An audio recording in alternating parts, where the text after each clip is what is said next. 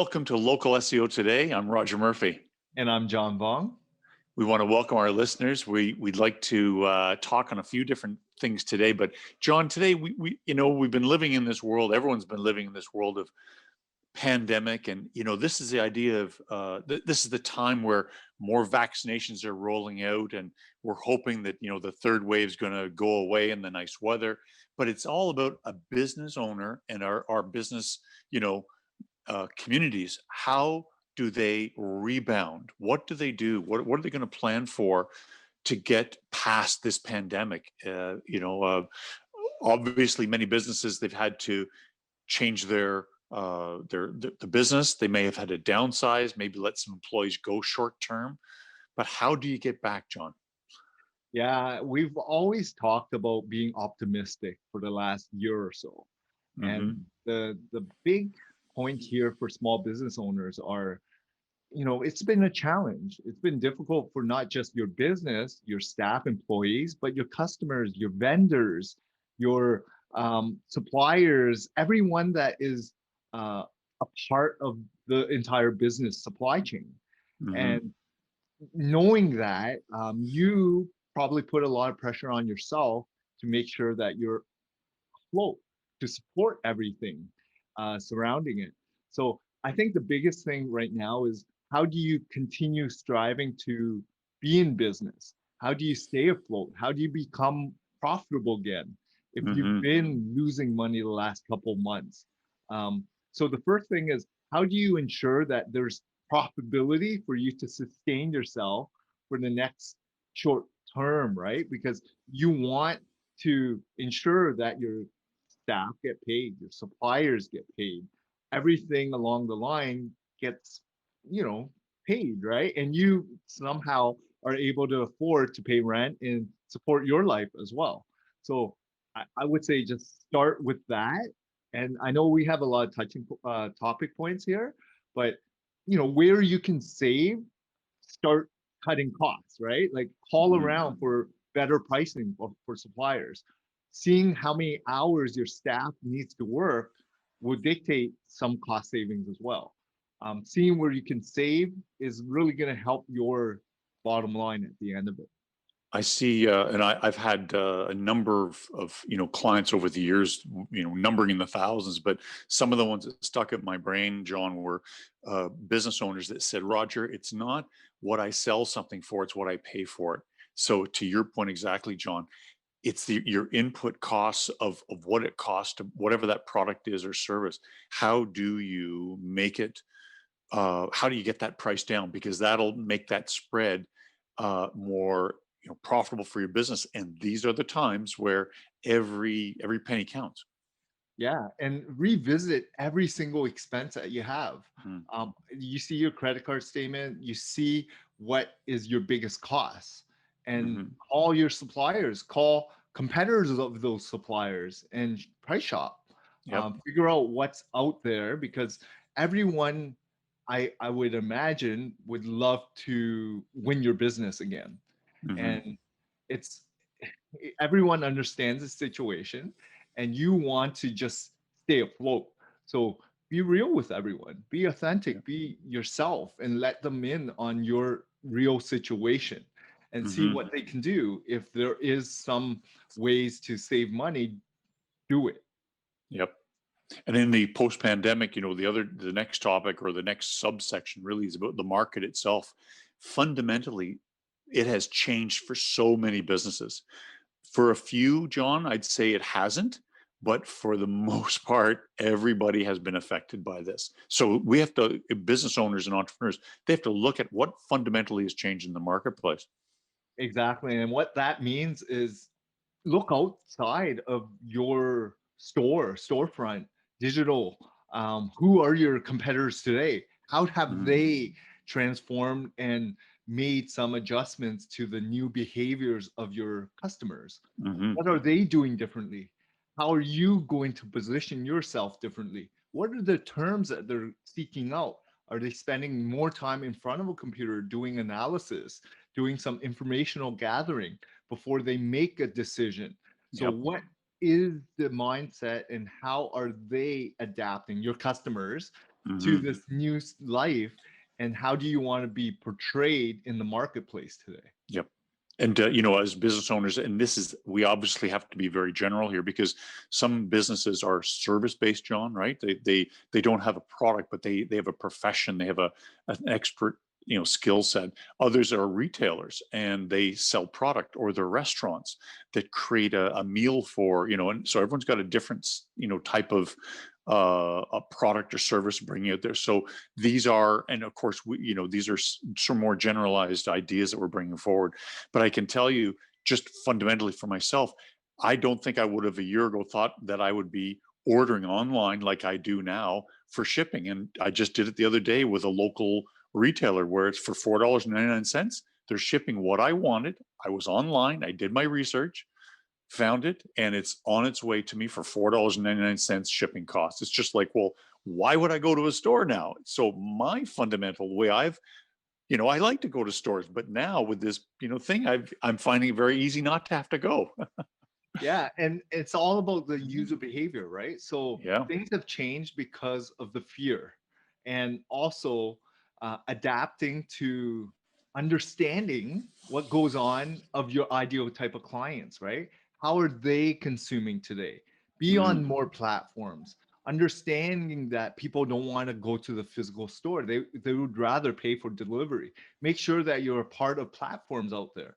Be more visible and prominent for where they're shopping, how they're mm-hmm. shopping and consuming your product and service, and Yep. be acknowledging that there's a shift in users' behavior, right? And Yep. while working at Yellow Pages, there was a shift from traditional marketing to now digital marketing to Yep. now user engaged app-based real-time tracking marketing as well. People want to be doing things seamlessly, freely, without disruption of their daily activities. That's right.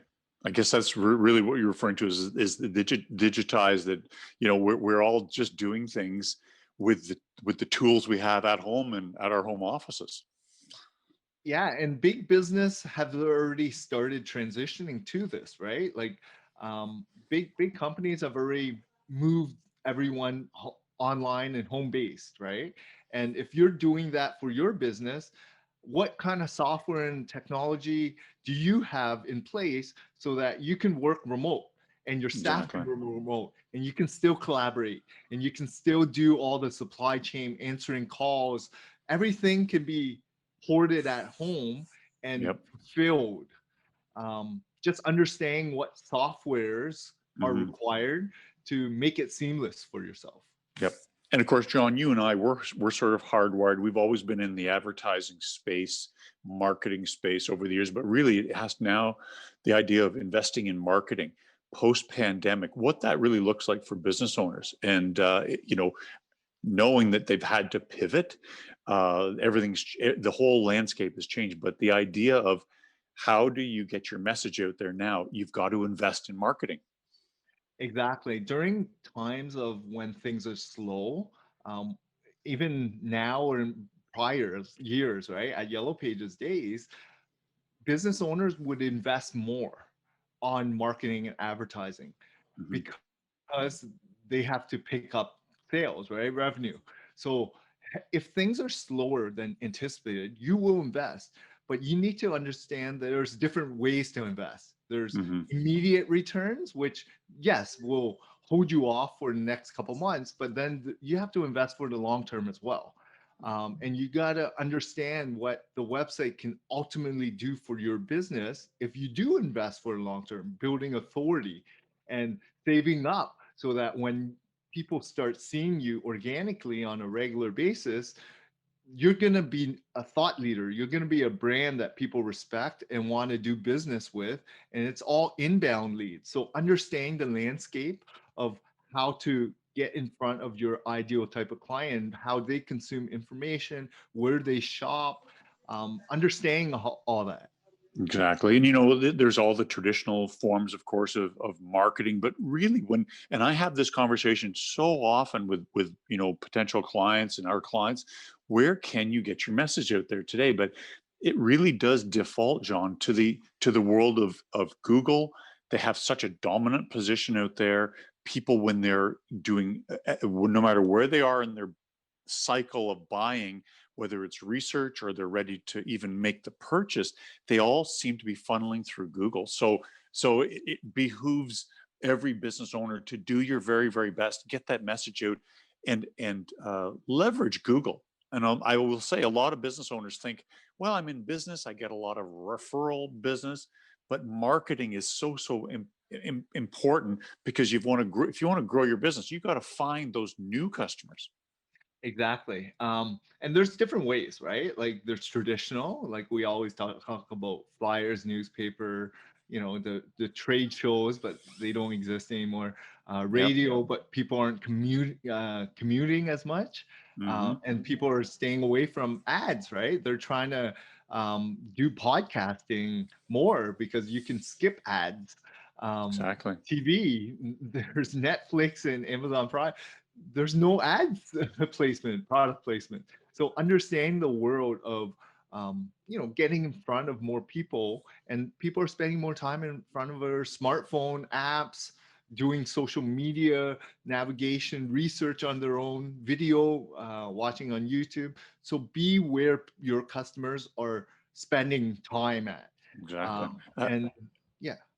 What I was going to say was, and I just heard this statistic the other day. For example, just because of the world we live in, more people are working from home. Traffic, and this is all over North America. Traffic in the morning, afternoon, those rush hour traffics is down 20 to 30%. So think about that, like 30% potentially of people that used to hear maybe a message on the radio, they're not hearing it because they're not in their car, they're at home. So, Yeah. So where are they consuming information today? yep. Is it real time? Are they doing it themselves on voice devices, maybe, right? Hmm.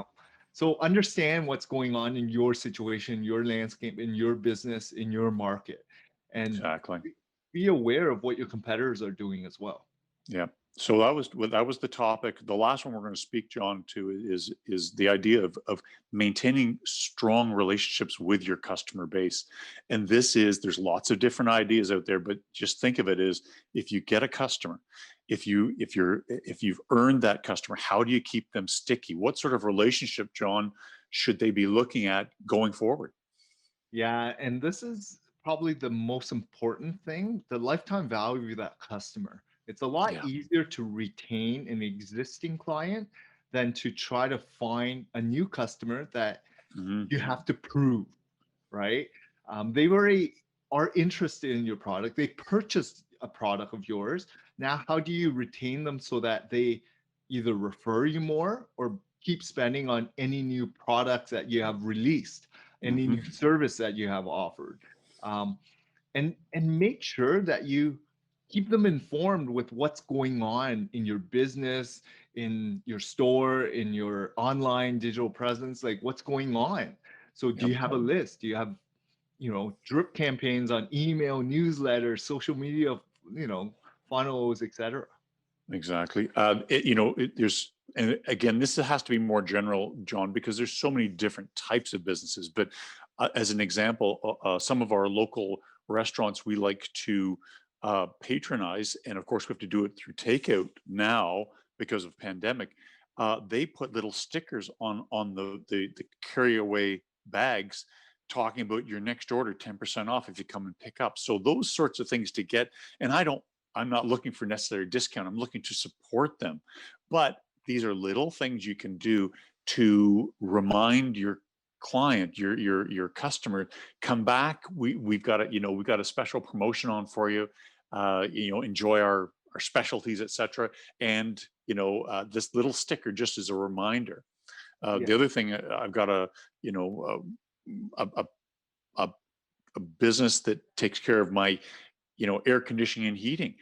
They have me on a plan, and it's $19 a month. That keeps me sticky, where I get a free, or whatever, a service call for maintenance included once a year, and I get preferential turnaround time in case of an emergency. So it's funny there. There's so many examples of what you can do to keep your client close to you and keep them, part of your active business. And it's so important to listen to what your customers are telling you. What is Mm, the gap? What are they looking for? Is it a long relationship, or is it just a one product thing? yeah. um, like understand the opportunity that exists. Are there offshoot accessories or offshoot other products and services that you can build upon that Hmm. one time purchase that your customer made, right? Understand there's always things that you can really you know leverage from your existing base, and really work on the loyalty program. Look at the Yep. referral program. Look at what really drives them to want to continue doing business with you, because they've already Hmm. trusted you. They've already spent money with you, Yep. right? So it's a lot easier to retain them and offer them something with either a discount or loyalty that they will continue coming back to you. Hmm. And people may not realize this, and I like it. I'm not a Starbucks customer all the time. My wife tends to like them when we're on the road driving. But Starbucks, they give a customer experience every time you come through drive-through, John. They ask you, "How is your day going?" They are the most bubbly, outgoing, and they make you feel better about the day. Versus other coffee shops that we don't need to talk about who they are. They could care less, and it's like, "Next, please. What do you want?" And then they slap it down in front of you. The Starbucks, it gives an experience that people are willing, they may even subconsciously they don't even realize. I like going to Starbucks. Why? They're nice there. They're always in a good mood. They put me in a good mood. It's fascinating what a business owner, and that's something, all our listeners today, they could really take that and try and make that your own. I mean, Starbucks is a multinational corporation that have got things figured out. So this is something small business owners could do too. Exactly. Look what Walt Disney has done. Look what Starbucks has done.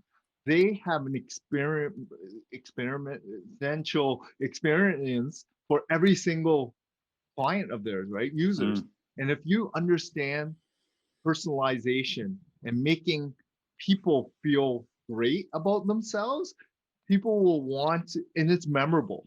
They will stick in your brain to want to continue going back to them. So that's the loyalty of it, right? They exactly. want to do business with people that make them happy. And they're going to want to tell others about their experience when they are happy. That's So amazing. it's a ripple effect, right? It really is. Well, John, I think this has been great. If you have any other final thoughts, but this has been a terrific little conversation today. Yeah, like post COVID, we don't know when things were gonna go back to normal, if ever. Hmm. Understand the situation you're in. There's probably a lot of your competitors that haven't made it through. So understand the opportunities. There's gaps in the marketplace. There's going to be new ideas that come out of this. How do you get stronger than ever?